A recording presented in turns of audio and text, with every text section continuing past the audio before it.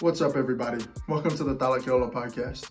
My name is Ikuna Tavak, and I'm one of the 5 producers who will be hosting one of the shows that you will see out of the 5 shows that will come out over the next 5 days leading up to the election.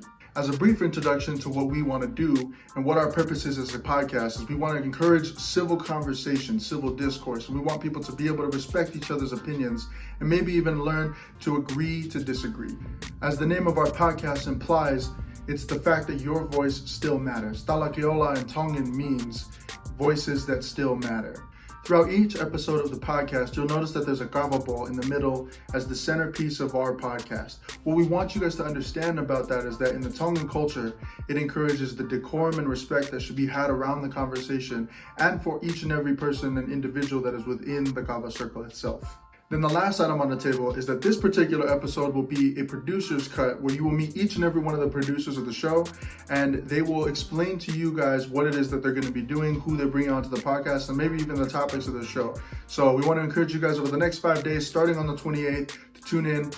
We would enjoy to have your guys' comments and stuff. If you guys have anything to say, please post it down below in the description, or you guys can message us directly. If you guys are friends with us on Facebook, go ahead and add us if you like. But yeah, enjoy yourselves. Here's the team. They will take a few minutes and share with you a little bit about their episode and what they will be discussing. So we'll start with Ikuna Tavake, Paula Vaituu, Nia Kinikini, and Steven Tausinga. So we'll go in that order.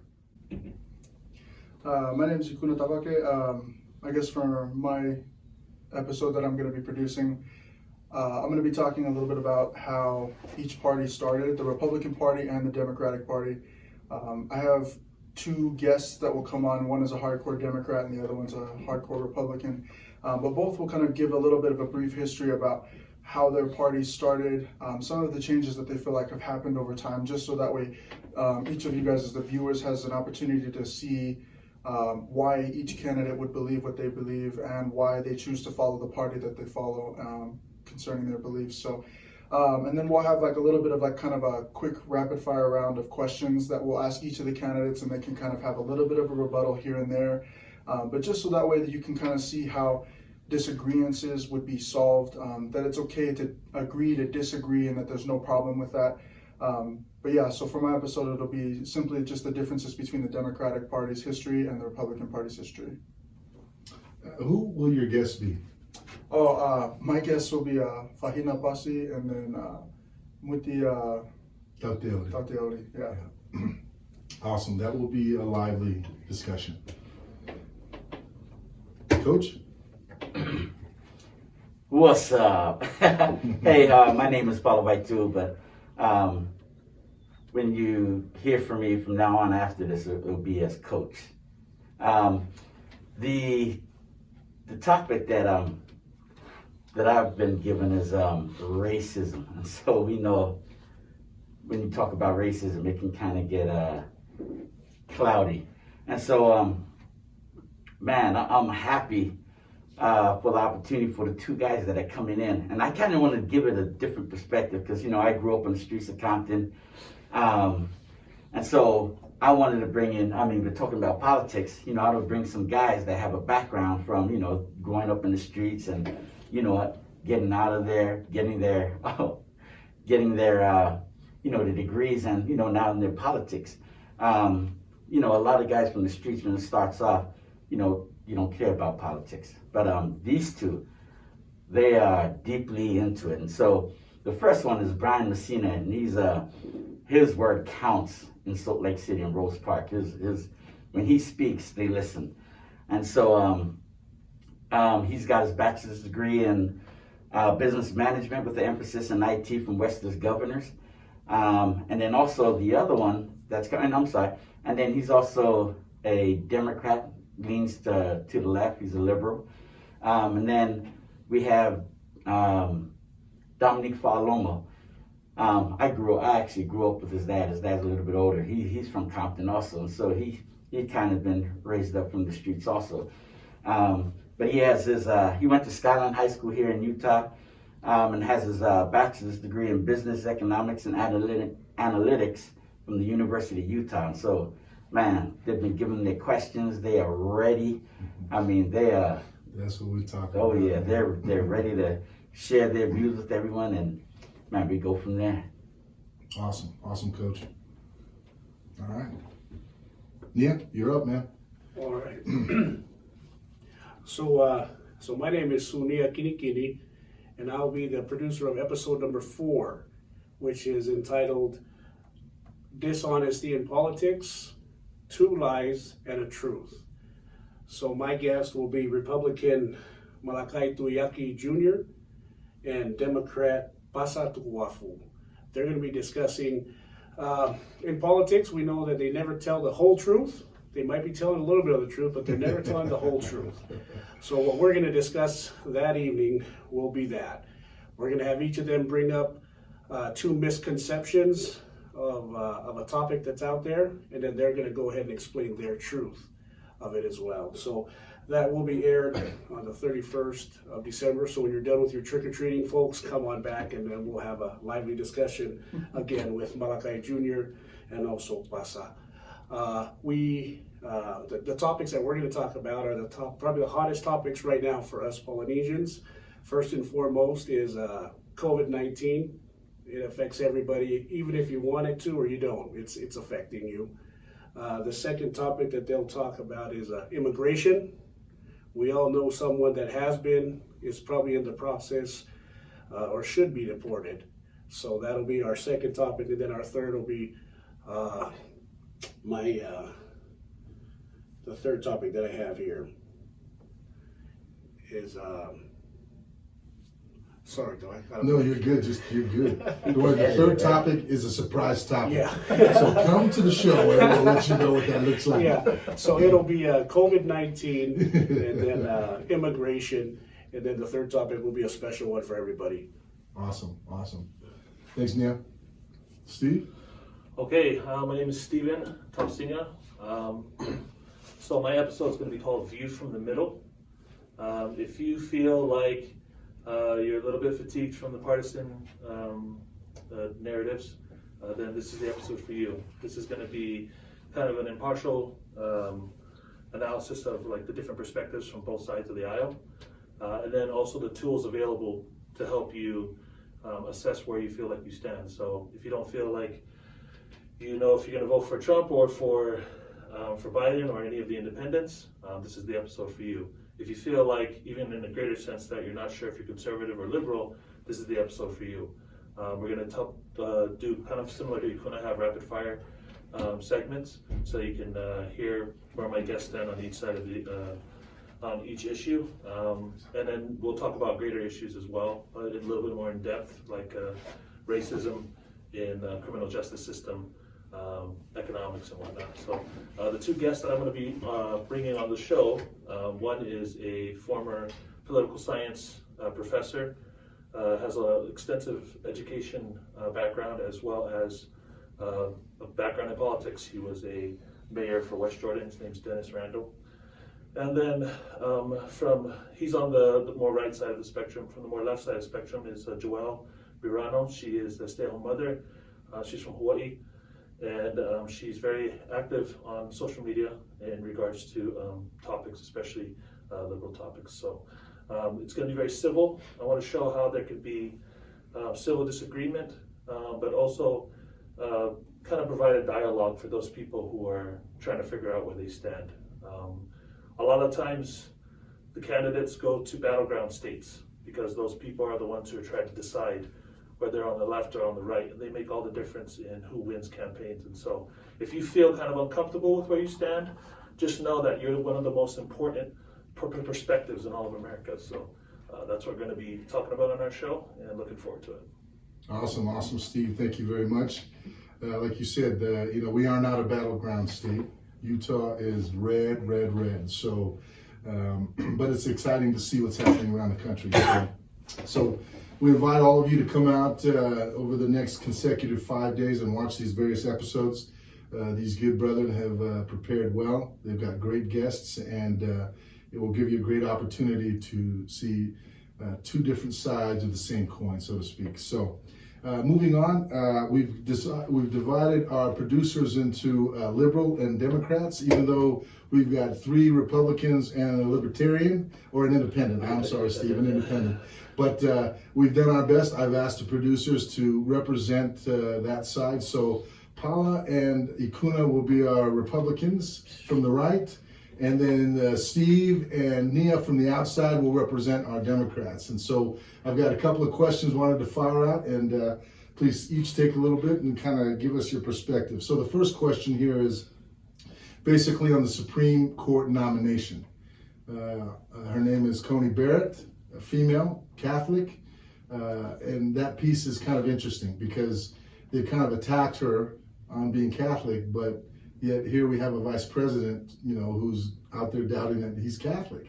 So I'm not exactly sure how that works, but I'm just curious, what is your thoughts on this concept? The left wants to wait till after election to nominate, which is probably not going to happen, obviously. And the right has moved forward with nominating Coney Barrett and will probably be elected this Monday or Tuesday. So what is your perspective? Let's go ahead and start with Steve and Nia, and then we'll go to the inside. As far as waiting, I think that if you look at it from a neutral point of view, they're going to say, well, how come they waited under Obama's administration, but they're not waiting now? A lot of that has to do with the Senate majority. And so, I would say from like an ethical point of view, you'd look and go, that's not very fair. But from a technical point of view, it is. And so I feel personally that they should wait, but I know that they can move forward with nominating them according to the rules. So, unfortunately, Judge Barrett will be known for the rest of her career as the judge that was rushed through, and because of that, she'll always have a little bias from the Democrats as a whole. Right. All right, let's go to the inside, to our Republican crew here. I think that I can kind of understand and see where like a lot of the Democratic Party is coming from, but I kind of agree with Stephen that it's like the Republican Party, technically, because the president has the power to nominate somebody to that position, they've done everything right. Constitutionally, they haven't done anything wrong. I think, though, that the people's concern is that there's already a major election underway. But for me personally, I guess coming from a conservative point of view, is that this has happened 29 times already in the past. And I think it was something like 10 of them were put onto the Supreme Court. So this isn't something new. And I know that a lot of people are going to say, well, this time's different. It's only different because it's Trump. Like, that's the only difference that has ever been pointed out. And it's the only difference that I can find. Because if it's happened 29 times and 10 of them got elected, then I don't see why Trump can't nominate and the Senate can't fulfill its constitutional right to elect her to that position. So that's just my personal point of view on that. Awesome, good take. I know they were talking about kind of when Obama was trying to, when he nominated Judge Garland. But you were right, at that time they didn't have the Senate majority, the Republicans had it. This time it's different because the Republicans have the Senate majority. And like you said, he has his constitutional right to nominate a judge. And like they've said, he's president for 4 years, not 3.5. And so I accept it. Man, I can't wait. And she is a beast. I mean, I don't know if you guys were watching it. And they asked her, everybody's got their computers, laptops, books, and everything, right? And usually they have their table full, and they ask her, hey, what do you have, right? She holds up a pad that they give her, right? And it's blank. They're like, what's on it? She says, it just says, yeah, exactly. She was doodling on it. But like, man, she's amazing. I mean, they couldn't attack her on her merits or anything. I mean, she's just a beast. No, she's very, very, very, very qualified. Yes. I mean, she came out of Notre Dame and was top in her class. A lot of her professors say that she's probably one of the best students that they've ever had and graduated from their law program. So, she's done great at the federal level. But it's a challenge. So my next question to you guys is this. And so why is it such a big deal as far as nominating a Supreme Court judge? Why is it so important? Why is it that Republicans and Democrats fight over this? What are the repercussions what happens? What's the big deal? Let's start from the center this time. We'll start with you, Kuna, and then Paula, and then on to the outside. I think one thing that I've heard a lot of complaining about is like Roe v. Wade. There's a lot of fear of, like on the left, that she would overturn Roe v. Wade.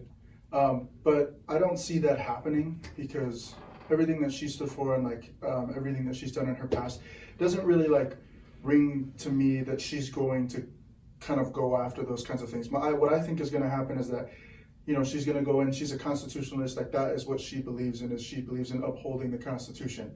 But I think that there's a lot of fear that she would go in as a conservative and just, I guess, wreak havoc. Like that's what I think a lot of the left believes. But I just don't think that that's going to happen. And so for me personally, I feel like it's an irrational fear. And I think it all stems from the idea that this is kind of a truth that I can kind of understand, but I still think it's an irrational fear, is that if she is appointed, which I think that she will be, that means that the Supreme Court is essentially going to be majority conservative for the next generation, which I think a lot of the left is disapproving of, which I understand why, because like, you know, if you're hardcore to the left, like I am to the right and I'm a conservative, then yeah, you're a little worried about what laws are going to be passed, what laws could be overturned, and, you know, so I understand that sentiment, but I think there's a lot of irrational fear being spread by media and people who are posting on their Twitter account without actually doing a lot of the research on what she actually stands for, because I don't think that they have nearly as much to worry about as they think that they do. Gotcha. When I kind of look at it, I look like, I mean, just by the rhetoric, like on the left, when they talk about Supreme Court justices, they want someone that's who's going to side with them, right? And basically pass laws like, you know. The judicial activism. Exactly. And where on the right, they're like, you know, obviously they want conservatives, but like you said, they want constitutionalists. They want people that's going to be fair. They're going to see it how it is. They're not going to allow any bias in the way they rule. And, you know, for me personally, I mean, that's why I voted for Trump. And when he came down with his list of chief justices, I was like, okay, hey, that's one of the reasons why I want to vote for Trump, right? He's going to vote someone that's conservative, that kind of closer to my views. And, you know, I'm going to be honest, you know, like gay marriage, right? I mean, I'm for traditional marriage. And then obviously with our courts, which was liberal at that time, well, more liberals on it, right? There was a lot of laws that were passed for, you know, for civil unions and gay marriage and everything. And that's why ACB is important, Judge Barrett. But yeah, that's it. Yeah, you hit it on the head. You know, at the end of the day, if you're putting in a conservative or a liberal judge, the hope is for the rest of, you know, the population, depending on where you fall, that particular judge will vote that direction. You know, but you know, the hope is that we put all of the bipartisanship away, and that these judges now vote according to interpretation of the Constitution. That's the biggest challenge. And so you brought something very interesting, you know, so, and I was going to pose this, is that, so you mentioned that President Trump had put out his list of all of his potential nominees, right? Biden was asked the same question, and he hasn't put out a list. He says, you don't need to see my list. Once I get elected, then you can see my list. So, and the reason why I pose that to the two who will be representing the left is, if you can answer that question, then somehow fit that question in to your answer. Is that okay? Yeah, you know, it's been said a president's most lasting legacy as a president is who he nominates to the high court. Absolutely. You know, and Ikuna said it's a fear that a lot of Americans have with Judge Barrett becoming the, making it the majority conservative, and definitely a fear. If we go with numbers, most Americans, just from the numbers from the last election, most Americans do fear having a packed court. Either way, I mean, more conservative court. So of course it's a fear. Absolutely. Steve? I think we're learning a great lesson here, especially for the new wave of voters, that we're not a direct democracy, but we're a republic. In other words, we elect the people who elect and make the decisions. Right. And for the left, right, and a lot of my friends and close family members are very, very strong Democrats. And with the new wave, a lot of them being, liberal, of voters coming in, they have to understand how important the midterms are. They have to understand that voting for a president isn't just them being presidential, but they're going to have an effect on who's going to be in the Supreme Court justices, right? Just like Ania had mentioned earlier. And so our votes go more than just the hype that we're experiencing right now. They have to have that same energy for midterm elections. They have to realize, like, when you get a ballot, what stuff is on it, right? Correct. And they think, oh, I'm just going to come and it's going to be voting for a president. And that's not the case at all. Like, I'm carrying my ballot here because I'm trying to figure out what I think about each and every issue, each and every judge. I've been having messages with some of my attorney friends about which judges they think should stay in power and whatnot. And I'm making my decision on this ballot, right? Because I know that this affects not just this election, but stuff that's going on in the state. There's representatives that are making decisions, including judges here in the state as well. And so if we're going to come in, if a lot of these people are new voters, especially on the left, are coming in, they have to realize how important it is, not just for the presidency, but for all these other voting, as well as midterm elections. That really sets the precedence for the environment, political environment, when eventually a Supreme Court justice is elected, and most of it looks like it's on the right. That is a culmination of actions that have been taken for the past 10 years in midterm elections, as well as general elections and statewide elections as well. That's a great point, thanks for hitting on that, especially for us here in Utah, that to take the time, go through the ballot, don't just go down and just check straight down Republican, because not everyone's exactly the same. There are those who vote like that, but be educated, vote conscious, make sure you understand who you're voting for and what they stand for. So great job. Moving on, guys. We've got a lot of corruption allegations going on right now, more particularly with Vice President Biden. But what I wanted to talk about was, President Trump has had 3.5 years, almost 4 years of nonstop allegations of all types of stuff. So if I can, we'll go ahead and start with our Republicans first, and just talk a little bit about how you see allegations towards, President Trump, right? And then give us a little feel on how we should move forward with this stuff, because it's almost like a mudslinging. What is truth? What's not truth? Do we go by the old tradition of innocent till proven guilty, that we should follow that way, but that really wasn't the case for Trump? And so, what are your thoughts on all these allegations from the time that he came into office, and it's still going on now, and then we'll turn the time over to our two in the middle for Biden. Which one wants to start first? Steve or Nia? Take a shot. Go ahead. Take a shot. This ought to be a good one. President Trump, if we remember the last election, did almost the exact same thing. He waited for a couple of days right before the election, and then he came out with an email scandal. I think Trump's back up to his good old tricks again. I think he's bringing this Biden issue during the debates, and he made sure it was an issue during the debates. He brought it out, he pointed it out, and we're finding out now that it's not as, how do you say this? It's not as much an issue as they're saying. And it just really depends who you're talking to. But again, President Trump is the king of social media as far as presidents go, and using it to his advantage. He did it at the debate, and because he did that at the debate, it's that big of a deal. Nice. I can understand where the left's coming from, and also as someone who's representing the middle, I see a kind of an inconsistency. Like, It's true, there's an allegation, but they were sitting on that information for a while. And I wish that it was brought through earlier, because I know that the court of public opinion is powerful, right?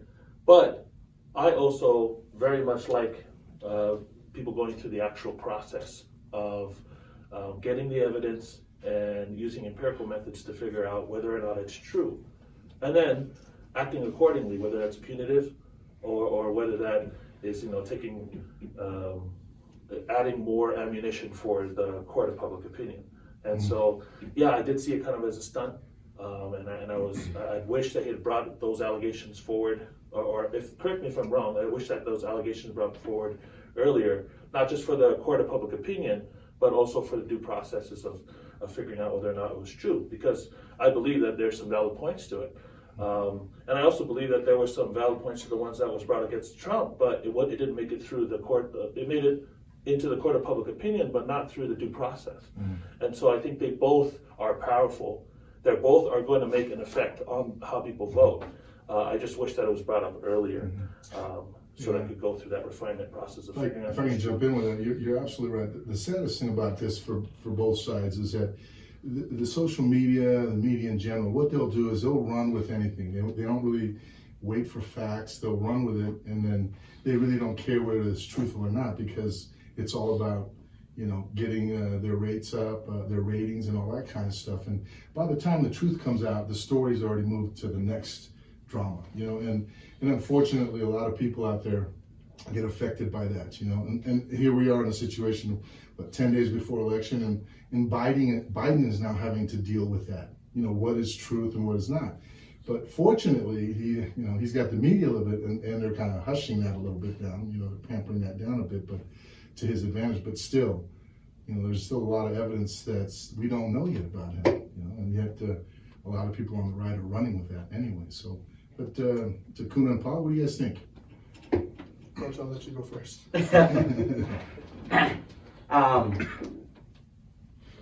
Man, the media bias is crazy. I mean, they did a study with like CNN and MSNBC, and basically like over 95% of the stuff that has to do with Trump is negative.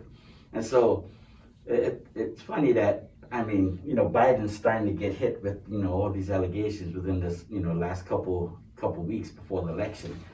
And you're right, we wish, some people say you wish it could have came out sooner instead of, right here before the election. But man, Trump has been hit hard before he even stepped into presidency, right? They impeached him for a phone call, who the Ukrainian president said there was no quid pro quo, right? He even said himself. And then they had congressional hearings, and every witness that they had there, right? They try to give their stories, try to make people, oh, okay, yeah, Trump, he did this. But when they were asked straight up, was there a quid pro quo? They said no. So, well, they had the Mueller report, the FBI report, everything. They spent, over $30 million trying to, investigate. And what did they come back with? Nothing, right? And so for going on 4 years, Trump has been just basically persecuted, and they're just killing him. And so, I'm not going to cry for Biden for these last 3 weeks where, a laptop shows up and they say it's and they're going to say it's Russian disinformation. Oh, a laptop that they have his signature, right, taken to the stores, right? And then, right, they have proof of his lawyers asking them for the laptop back. So it's like, okay, that doesn't seem like Russian disinformation for me, but yeah, the information is there. Now it's just collaborating, making sure that it's legit and stuff like that. I got you. I think just to add to this, I guess the best way I could go about this is I feel like there's a lot of new people. I think Stephen kind of already mentioned it. There's a lot of new voters. A lot of kids my age, this might be their first time voting. This is my first time voting because I came back from my mission in 2016 in November. I think it was November 11th. So I had just barely missed it. But I remember getting on the plane from Tonga to New Zealand, and I could hear all these Australian people talking about how the world's coming to an end because Donald Trump was just elected president. And I didn't know what to think because I wasn't even involved in politics at that time. But I thought it was hilarious because I just have all these people, like all these women around me telling me how like their rights are going to be taken away. And in my head, I'm like, you're Australian. This has nothing to do with you. I'm going back to America. This has everything to do with me. And all I know is this is the guy who says, you're fired. Like, I don't know anything else about this guy. But if there's one thing I can say is like, yeah, a lot of allegations have been brought up concerning Donald Trump over the past like 3.5 years. And a lot have been brought up about Joe Biden too. For a lot of the young voters, I guess I'm more speaking to the young voters, but this could go for everybody, is that I think everybody just needs to do their own research. Everybody talks about being informed or misinformed. The only time you're misinformed is if you don't do your research. Whether or not it's a true fact or not, you're still misinformed because you don't know where that fact came from. If you can't trace it, then I don't think that's a viable reason for you to go out and start bashing people for their beliefs. So I don't know. I guess my point to this is that like, I feel like I've done my research. I'm only 24 years old, so it's like I know a lot of people will say like, oh, you're too young to know anything about this. But, you know, I think it's the idea, it goes back to like the same Christian principle. It's like, by your fruits you shall know them. And I feel like I did a lot of research that supported my beliefs. And one of them, like, if people want to know, go watch the last debate that just happened. President Trump called Joe Biden out by saying, hey, what's this about you like getting rid of fracking? You keep saying that you're going to get rid of fracking. And then Joe Biden openly says on the mic, I'd never said that. And then it was hilarious because I think it was less than a couple hours later, maybe a day later, he posts the 8 times or whatever. I don't know how many times, but he like posts every time he said, I will ban fracking. Let me help you. So right after the debate, the very next day he flies out to Florida and he's at a rally with like 40,000 people at the airport. And he puts up a big old screen and he shows him saying, "Oh no, I'm gonna eliminate fracking." So I didn't see that. I just saw him like post the actual time when he said, "I will ban fracking," and it's funny because like right there is a great example of somebody who's caught in their lies. And so for me, I don't care if you're on the right or the left. For me, it's just do your research. You know, when I watch CNN, I watch Fox News, I watch a bunch of these other YouTubers who have their own opinions, and I think it's the idea. Gather as much information as you can and then make it the best informed decision you can. Don't just regurgitate what everybody else tells you. It's not worth it at that point. Exactly. Your Facebook and Instagram thing, that's not research. That's not just flipping your screen and that's research. It's actually digging. So moving right along here. Thanks, guys. Here's just a question. Yes or no? I'm just going to go right across, starting here with Nia. Nia, it's going to basically, we all understand what quid pro quo. You guys understand what that is? I got to practice that. Quid pro quo. You guys understand what that is, right? Yes. Now, we have 2 people, both of them who are running for president, who have now been accused of that. So I'm just going to, all you got to do is say yes or no, okay? Did Trump do that? Yes. He did a quid pro quo? I do. Okay. No. Nope. Yes. Okay. Biden? No. Definitely yes. Yeah. I think so, yes. That's a Okay. All right. Thank you very much. Thank you very much. I'm kind of saying. Okay, moving on to our next topic here and our closing topic. Okay, this is kind of an open forum. So there's a lot of discussion now about the Electoral College. I think you had alluded to that earlier, Steve, about that we are a representative form of government. Absolutely. Our founding fathers knew that democracy, masses can kind of be misled. You need some kind of a cushion in there, and that's what they did. They put the Electoral College in place. Now there's some discussion of actually eliminating that. My question to you folks is, are we at a point where we want to go full democracy, everybody's vote counts, and eliminate the Electoral College? You got a minute to explain yes or no. And we will start with you, Coach. Yes or no on the Electoral College? No, we got to keep it. I mean, I'm going to make it short. If we get rid of Electoral College, then people from California, New York, right, Florida, Texas, right, that's who's going to be basically voting for. So now, everybody that gets left out are the little states because their voices don't matter no more. And so you know, so when they start doing their, basically like if Trump, right, was gonna go do his rallies, right? Mm-hmm. He ain't going to the little states anymore. He's only gonna go because he needs the votes Big from, populous areas. yeah, from the populous areas. Gotcha. Awesome. Kuna? I just have to agree with Coach. I guess the last thing I kind of put to that is like, it's not to like call anybody out, but again, it's more to kind of just look at the fruits, please. Like, you don't have to listen to me. Like, go do the research yourself and you'll see exactly what I'm talking about. But if that's true, look at the majority, like where like the dense cities are. They have the highest death of COVID. A lot of these cities are on fire and have been for over 130 days. You know, I mean, it's not a good idea, at least for me, to get rid of the Electoral College, because if you have the majority of people who are like, you know, don't get me wrong, I love California, but if you have a majority of these people who are running around doing stuff like that and they are the mob, if they have the majority, how is that fair for the people who are doing the right thing? So I really feel like the Electoral College is kind of like the equalizer for everybody. You know, I get that the majority of people might vote for one person, but I think that goes back to Stephen's point. You can't just vote for just the president. And then you can't blame just one side of like left or the right for all of the problems that go wrong. Like, it's like, who did you elect as mayor? Who did you elect as your governor? Who did you elect as like your representatives? It's like, it all goes back to individual accountability. It's that, like, I love the saying that it's like, if you want change in the world, it doesn't start in the White House, it starts in your house. Like, I don't want to like throw out, like, I don't want to throw out all these one-liners, but I think that that's really what happens. Is like, you want to change the Electoral College, that's not the problem. The problem is that you're misinformed or you're not informed at all, and you're blaming one guy for all the problems that you seem to see in your life. So it's inform yourself, take action, and take responsibility for the actions that you've taken. Awesome. I kind of want to add a point onto that. I know I'm supposed to represent the left, but I can't help but fall back to the middle.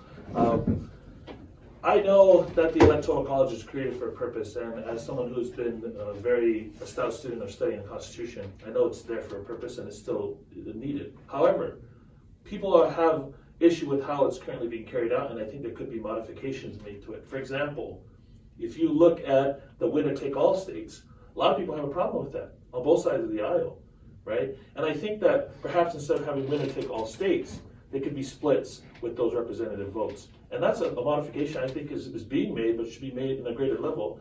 So do I want to get rid of the Electoral College? No. But do I think it can be modified to fit more in with the 21st century culture? Absolutely. Now, the Constitution was made in the 1700s, right? But it has adjusted and there's been amendments because culture continues to change. People's opinion as a public continue to change. And so, yes, I believe that there should be changes. Because that's how the Constitution was created, and I think they can make changes in the Electoral College to be more representative of the people. Awesome. Thank you very much. And we've got one more here on this. Yeah. Yeah, I'm exactly with Steve. Until they're able to make some changes, the Electoral College is the only way it's going to work. Yeah, awesome. Thank you very much, guys. Thank you for your opinions and your thoughts on these various topics. What I'm going to do is, just before we close, I'm going to quickly run through. Give me your topic and your date.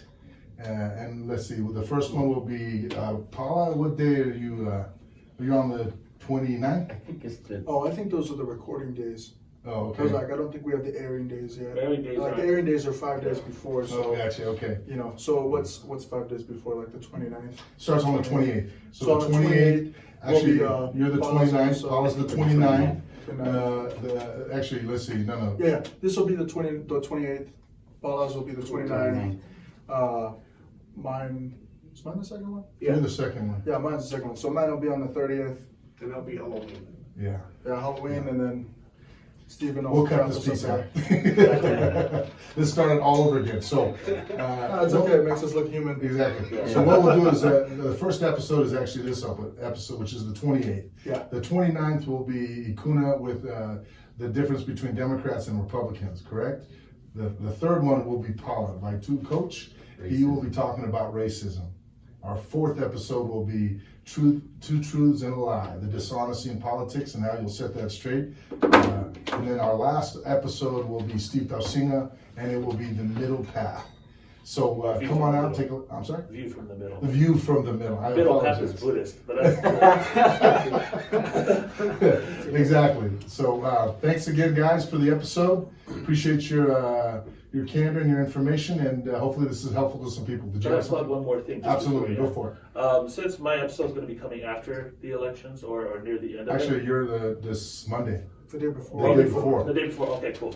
Since it's a short timeline, I want to give people a little bit of an insight of what they can do with their ballots. You have your ballot now, and you may not understand each of the issues on there, but if you go to Ballotpedia, you can find an unbiased analytical understanding of each and every one of the topics on here, right? Awesome. And you can be able to research the judges, so you can know what you're voting for, and understand the issue from both sides, so you can make a more educated judgment of what you want to vote for. So Ballotpedia is a great place to start. There's a whole bunch of other different websites, but I just wanted to recommend that right now. I think that'd be very useful information for those who try to figure out what they want to vote for. Awesome, Steve. Thank you very much. And with that note, we'll thank all of you for watching. Thank you for watching the Talakeiola. Until we see you tomorrow. Have a good day. Bye.